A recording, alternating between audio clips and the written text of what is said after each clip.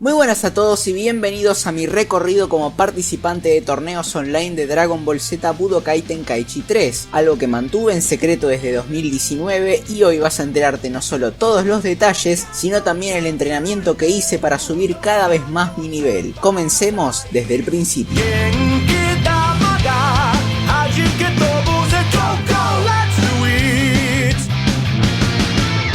En agosto de dicho año, encontré un servidor de Discord que estaba haciendo algo que nunca había visto: torneos online de Dragon Ball Z Sparking Meteor versión de Wii. Yo dije,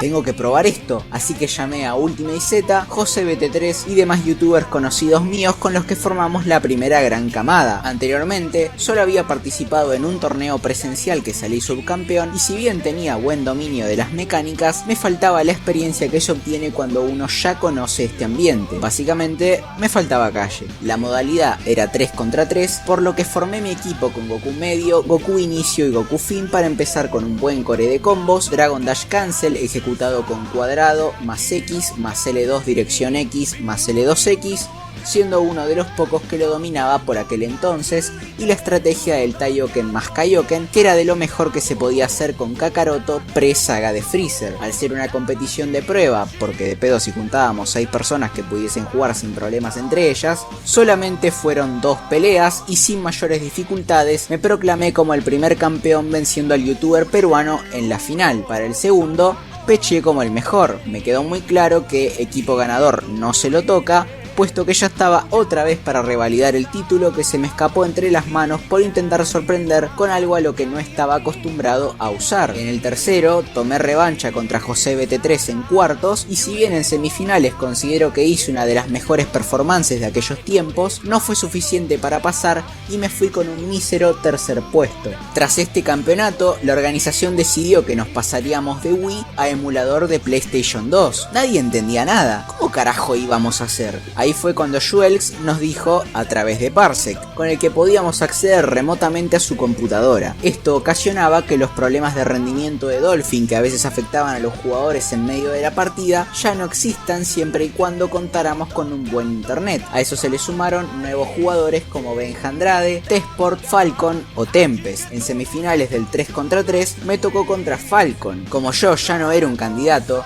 y la verdad que quemaban un poco las papas, procuré añadir un par de cosas a mi arsenal. El vuelo perfecto que se hace con R1 más R2 moviendo la palanca de forma circular para ubicarnos a espaldas del enemigo. Intentar dominar la contra Z, que en online es un infierno, con arriba más cuadrado. El chaseo que se puede hacer tanto a corta como larga distancia con triángulo más X más R1 barra R2. Y para intentar algo nuevo, el Vortex Dash, que es una variante del Dragon Dash Cancel con el que en medio del vuelo haremos una parábola con la palanca para terminar descendiendo o ascendiendo según corresponda con R1 o R2. Cabe aclarar que en mi puta vida fui capaz de dominar esta mecánica en este periodo. Y al cubrirme y regresar tanto de la onda explosiva como de la barrera androide, que se hace levantándose rápido con X más adelante e ir volando con el mismo botón descendiendo con R2 para empezar a golpear. A pesar de que estaba más preparado que antes, me llevé una verdadera paliza en los 2 primeros combates, con un 2-0 abajo, y en la desesperación por matarle aunque sea uno de los 3, usé a Goku Fin y Goku Medio como tanques, resguardando a Goku Inicio, el cual, al menos en el juego, es el mejor de los 3, lo más posible para marcar la diferencia en el late game. Para mi fortuna, no solo sucedió, sino que logré matarle 2 de 3,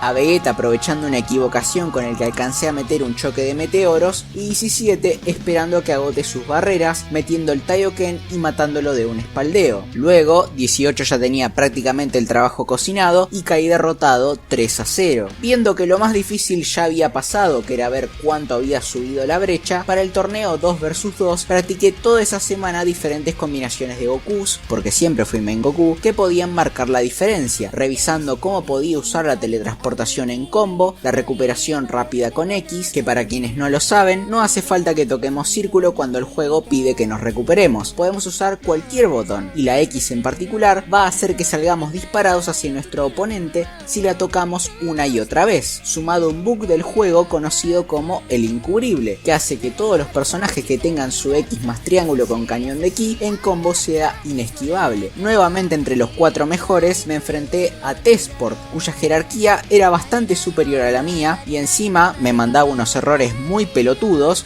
como ir directamente hacia un poder que ni siquiera me había pegado, junto a que hacía combos de frente, mientras que mi rival los hacía de espaldas, favoreciendo el daño, porque de espaldas los golpes pegan más, con menos probabilidades de salir porque tenés que apostar una contra Z o un L1. Con todo eso en contra, al menos me llevé un punto para casa. No es que haya sido la experiencia más mala del mundo, es decir, no cualquiera llega tan lejos, pero sí es verdad que me quedó una espinita al no poder levantar un trofeo más. Ya en junio de 2020, con la consolidación de la beta 8, que era la más actualizada del Budokai Tenkaichi 4 de aquel entonces, se decidió que la temporada finalizaba con este puntaje y la siguiente se jugaría con esa ISO sin resets ni espaldeos, lo que iba a permitir una competición más justa para todos por los problemas de balance que tiene Budokai Tenkaichi 3 por defecto, cosa que al principio no cayó muy bien en el servidor porque era tirar todo lo que habían aprendido a la basura, aunque que diera igual tu habilidad y el personaje que eligieras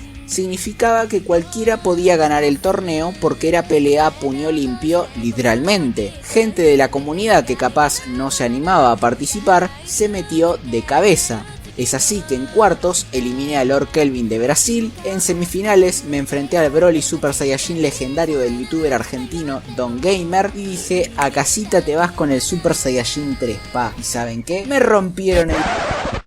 Nada, mentira. Una vez consolidado el 1-0 en contra, dije: es hora de ser gay.